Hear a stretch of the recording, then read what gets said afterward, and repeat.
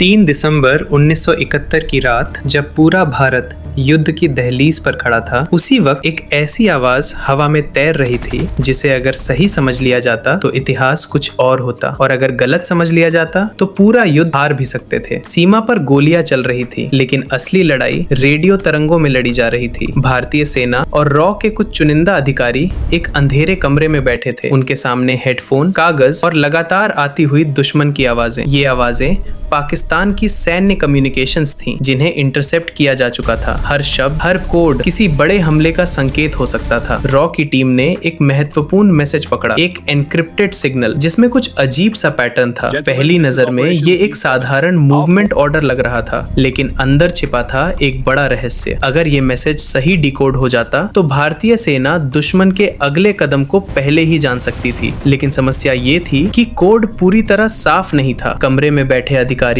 एक एक शब्द को समझने की कोशिश कर रहे थे, हर अक्षर को जोड़ रहे थे, लेकिन हर बार एक नया मतलब निकल रहा था। एक अधिकारी ने कहा, ये Z7 कोड शायद आर्टिलरी मूवमेंट का संकेत है। दूसरे ने तुरंत रोका, नहीं, ये एयर स्ट्राइक का भी कोड हो सकता है। और यहीं से शुरू हुआ सबसे बड़ा खतरा। अगर ये मैसेज गलत समझ लिया जाता तो भारतीय सेना गलत दिशा में अपनी ताकत झोंक देती और दुश्मन असली हमला कहीं और कर सकता था। समय तेजी से निकल रहा था और हर सेकंड के साथ खतरा बढ़ता जा रहा था। बाहर युद्ध तेज हो रहा था और अंदर एक छोटी सी गलती पूरे मिशन को खतरे में डाल सकती थी। रॉ के सीनियर एनालिस्ट ने एक पुराना रिकॉर्ड उठाया, 1965 के युद्ध का, जहां इसी तरह के कोड पहले भी इस्तेमाल हुए थे। उन्होंने पैटर्न मिलाने की कोशिश की और अचानक एक नई संभावना सामने आई। क्या ये कोड असल में एक डमी सिग्नल था? क्या पाकिस्तान जानबूझकर गलत जानकारी भेज रहा था ताकि भारत भ्रमित हो जाए? अगर ऐसा था तो ये एक जाल था, और अगर नहीं तो ये असली हमला था। अब फैसला लेना था, और वो भी तुरंत। भारतीय सेना के कमांडर को रिपोर्ट भेजनी थी, लेकिन क्या लिखा जाए? दुश्मन हमला करने वाला है या ये सिर्फ एक धोखा है? दोनों में से एक फैसला हजारों सैनिकों की जान तय कर सकता था। कमरे में सन्नाटा छा गया। हर कोई एक दूसरे की तरफ देख रहा था, जैसे कोई भी अंतिम शब्द बोलने से डर रहा हो। तभी एक युवा अधिकारी ने धीरे से कहा, अगर हम इसे गलत मान ले और ये सही निकला तो हम सब कुछ खो देंगे, और अगर इसे सही मान ले और ये गलत निकला तो भी नुकसान तय था। यही युद्ध का सबसे खतरनाक पहलू था, जहां दुश्मन सामने नहीं बल्कि दिमाग के अंदर होता है। आखिरकार एक निर्णय लिया गया। भारतीय सेना ने सीमित स्तर पर अपनी पोजीशन बदलने का फैसला किया। पूरी ताकत नहीं, लेकिन इतनी